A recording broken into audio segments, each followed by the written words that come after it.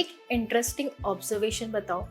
आज Indian stock market में 3 generation एक साथ इन्वेस्ट कर रही है और तीनों की इन्वेस्टिंग फिलॉसफी बिल्कुल अलग है। और अगर एक ही घर में ये 3 जनरेशन बैठी हो तो डिनर टेबल पे सबसे बड़ा टॉपिक होता है मार्केट में पैसा लगाना चाहिए या नहीं। पहली जनरेशन के लिए स्टॉक मार्केट इन्वेस्टमेंट नहीं, एक्सपेरिमेंट था।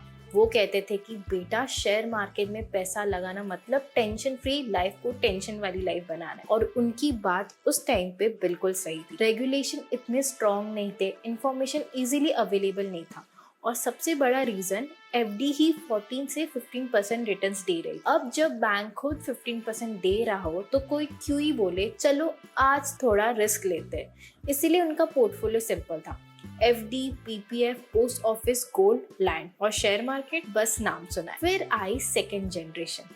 सेबी ने मार्केट को डिसिप्लिन बनाया, कंपनी ट्रांसपेरेंट हुई, म्यूचुअल फंड घर घर पहुंच गए, एफडी के रिटर्न्स धीरे धीरे नीचे आए और लोगों को समझ आया कि वेल्थ सिर्फ सेव करने से नहीं, इन्वेस्ट करने से बनता है। ये जनरेशन ने इंडिया ग्रोथ को पार्टिसिपेट किया और अच्छे पैसे भी बनाए। और अब आई थर्ड जनरेशन।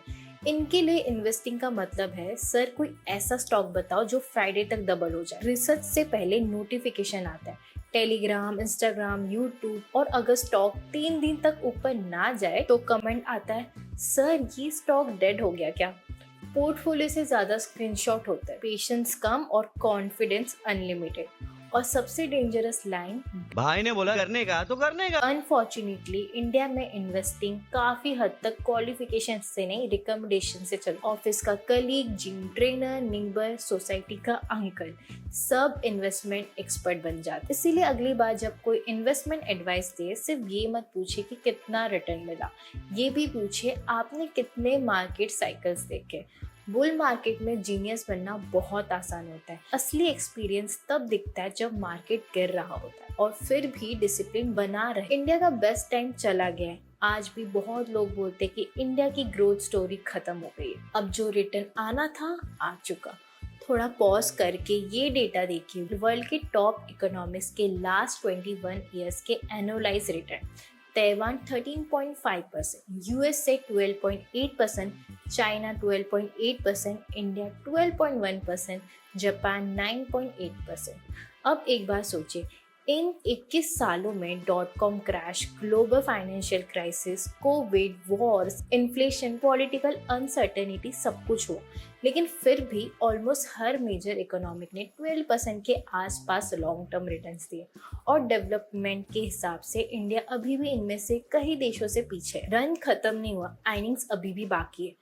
मार्केट की सबसे बड़ी आयरनी पता है, जब अपॉर्चुनिटी सामने होती है तब वो क्राइसिस लगती है, और जब क्राइसिस खत्म हो जाती है तब वही अपॉर्चुनिटी दिखाई देती है।